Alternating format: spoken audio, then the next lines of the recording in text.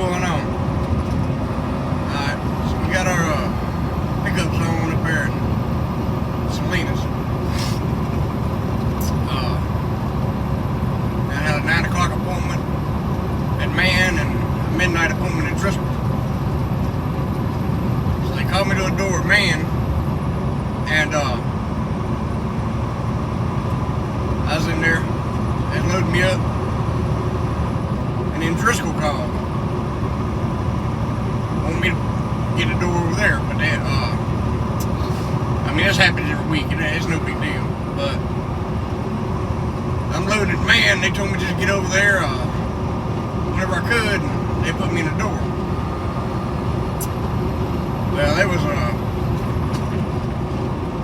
shitload of trucks there, so I had to get over there and wait on another door to open, which was fine.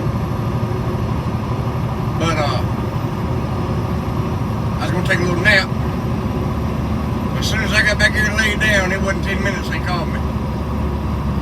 So I was trying to get a nap most of the evening yesterday, and I couldn't do it. And if you, anytime you get loaded, you're getting loaded. By the time you start to doze off, the forklift runs up in the trailer at 100 miles an hour, and it's hard to sleep. So I get over in the door at Driscoll, and I was gonna take a little nap there. You know, I wasn't picking up 5 pallets, so I knew I wasn't gonna be there long because they're pretty quick. But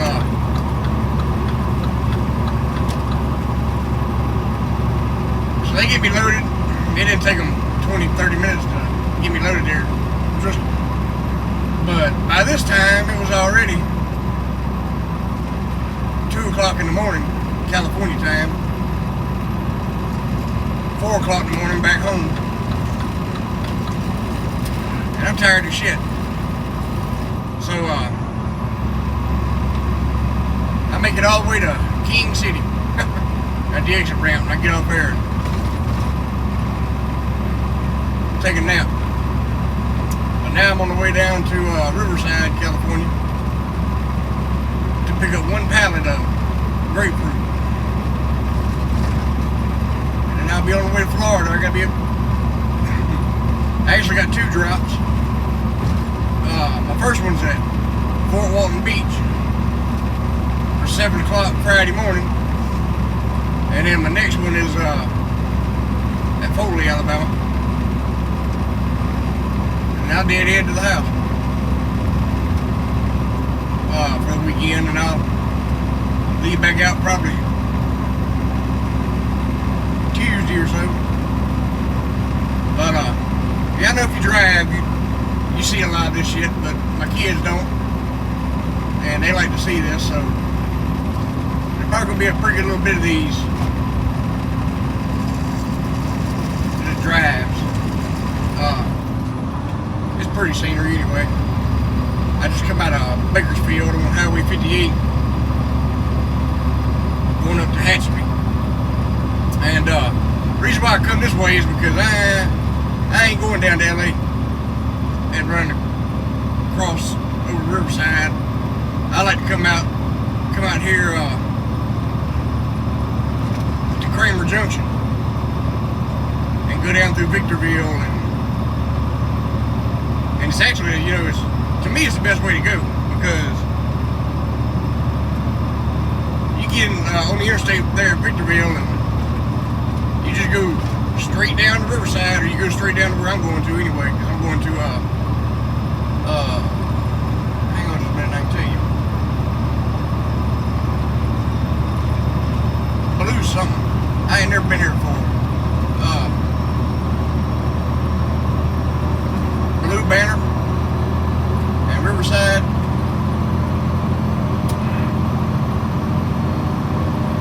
Picking up 1 pallet of grapefruit.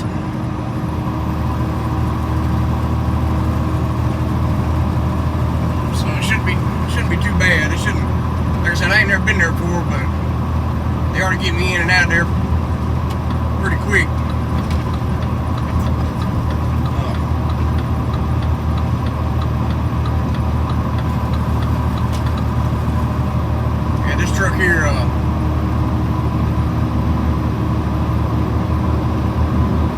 Mac, a 2020 Mac Pinnacle with a set forward action. And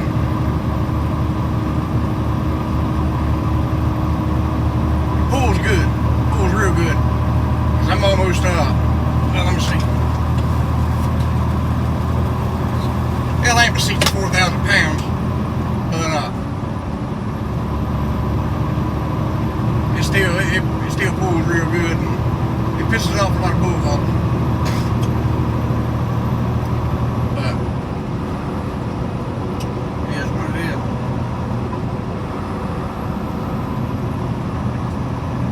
I guess a lot of my videos will be riding and chatting because I don't get a whole lot of time to stop too much.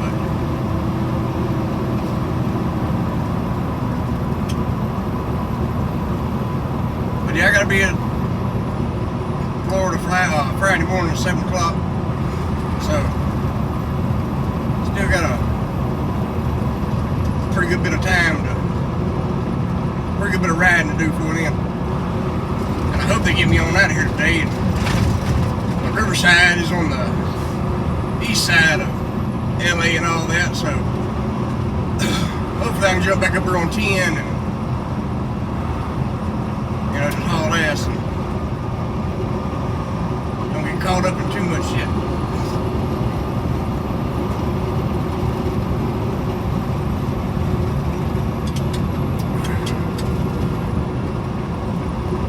But yeah, my kids had never seen all this, so that's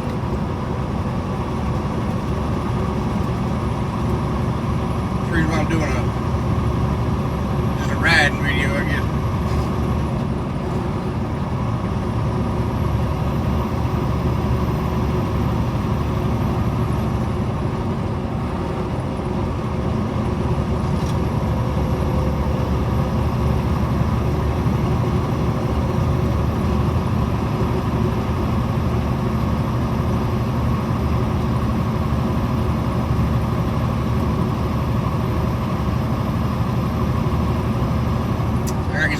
Somewhere, but they don't want us to get too much fuel in California, so I'll probably stop over at the Pilot at Kramer Junction and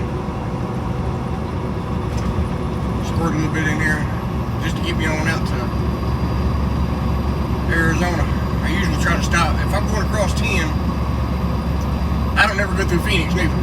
I always cut down and go around through Gila Bend, come out over on Interstate 8 and run across there to Hilo and get back on 10. But I usually stop there at Gila Bend and get some fuel. It's usually pretty cheap there. Used to be a nice little truck stop there. You can get Indian relics and all that kind of stuff, statues, pictures, all that there, but they tore that down and put a Pilot there.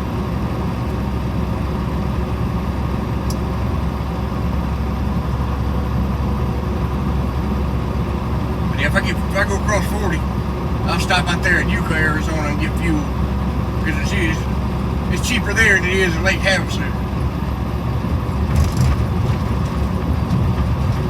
I was leaving out one night, one evening.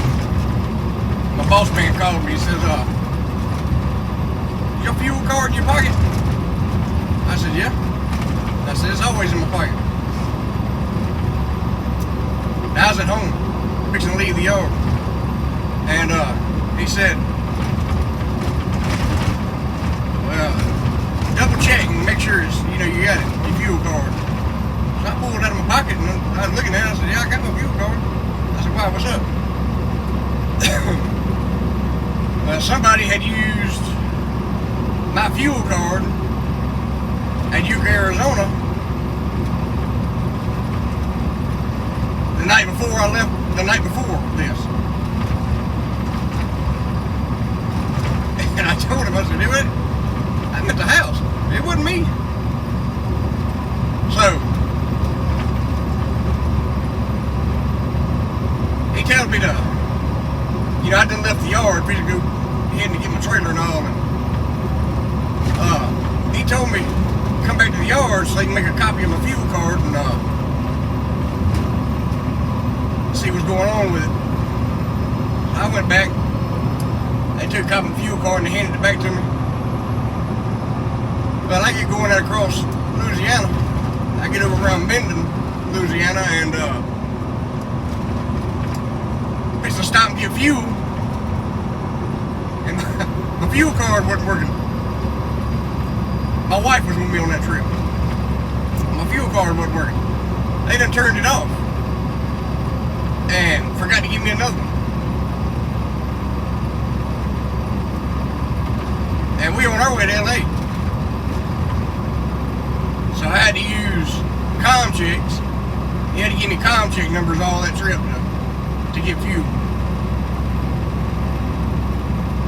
But what had happened was with the fuel card, nobody used it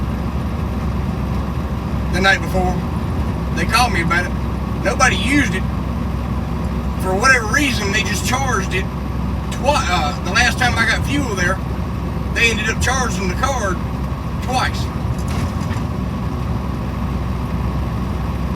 And I was thinking somebody done got the card number or whatever, somehow or another. You know, they do got that shit sometimes. They put these little card readers in the pump. It reads your card when you swipe it or whatever. But no, that wasn't the case. They charged it twice. But I know it screwed me up that trip because I had to run all the way out here on ComCheck. And we was coming out here to LA. Me and my wife was, and yeah, it was a pain in the ass.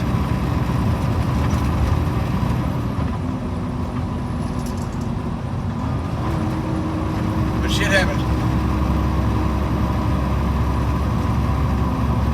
I wish they'd have found out before I left that, or before they turned my fuel card off that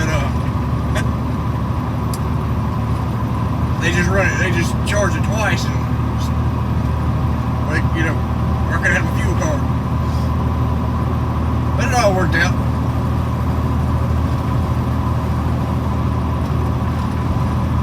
I know this truck here, I've been watching a lot of Prime videos about their trucks and all,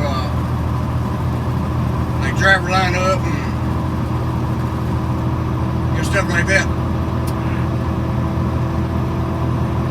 Talk about how good fuel mileage their trucks get. But this Mack, this truck here is getting 5.9 miles to the gallon.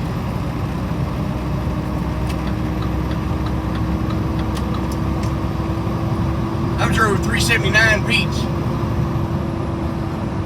that older Pete's that was getting just as good, you know, just as good at fuel mileage as this 2020 Mack. But it probably needs an overhead or something done on it.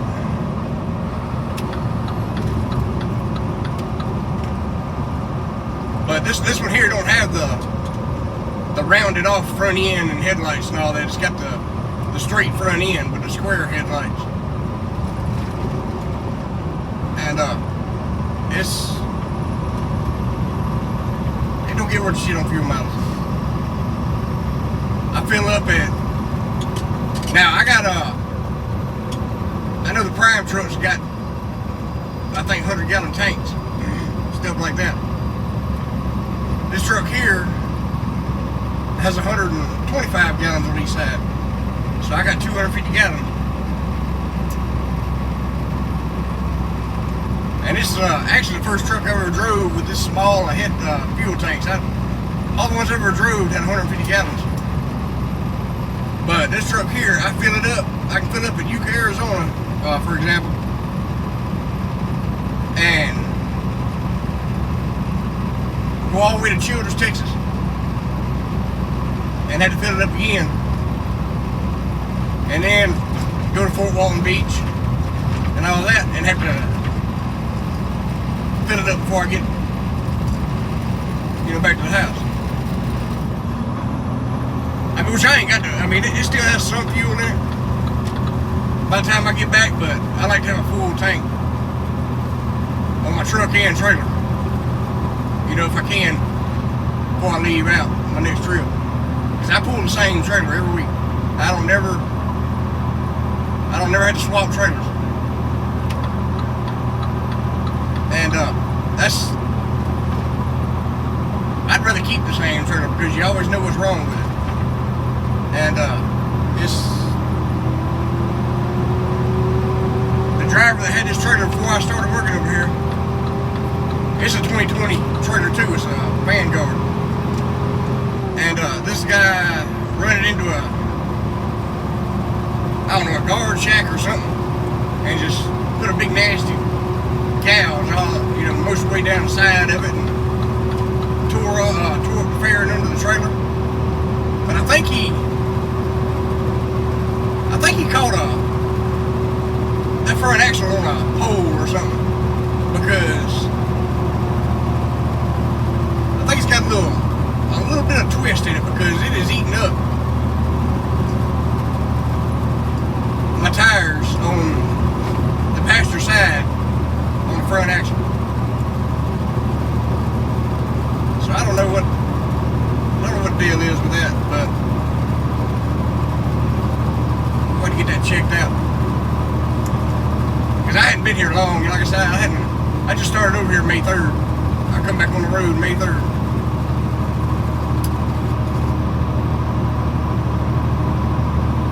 But it needs to get checked out because it's going through some money on tires. So I'm going to get them to look at that this weekend. We don't actually have any, mechanics. We don't have a shop. I mean, there's a shop at the yard, but man I drive for, he got a couple guys that changes oil and tires and that kind of stuff. But we don't have a big yard. And the shop he does have, they also do the maintenance on his tractors and stuff, because he's got a lot of land. A lot of farmland, not farmland, but a lot of pastures, cattle and stuff like that. He did have 18 cattle trucks and trailers. 18 Peterbilt 389s and 18 cow trailers. But he's sold all of them.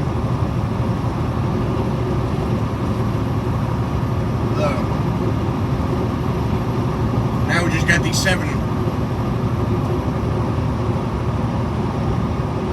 Max and just 7 trailers. So we don't. If one of our trailers goes down, we're pretty much stuck until it gets fixed, because we don't have no extra trailers. But it's all good. I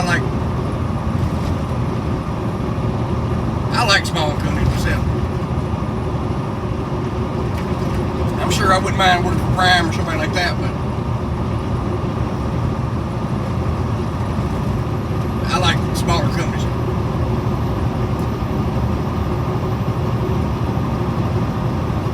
I've been watching a YouTuber on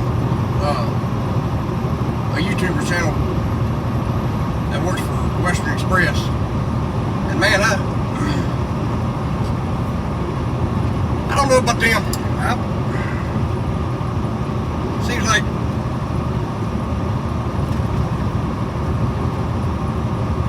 Seems like they'd be firing me quick, because I think I'd never about lose my mind with them folks. They don't pay nothing. They just, first $500 check I got,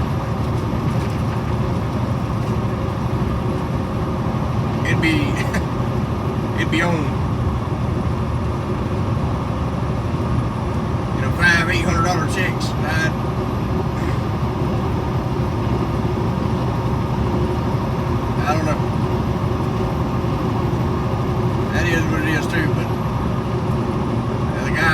kind of stuck because he just started. I think he got to be there like 6 months or something like that. So he can't go nowhere, and without no experience, you are limited on where you can go.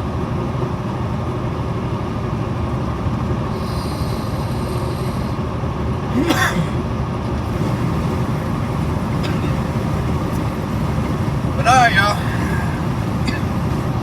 Here's the kind of scenic view for the youngins. We'll get back with y'all later on.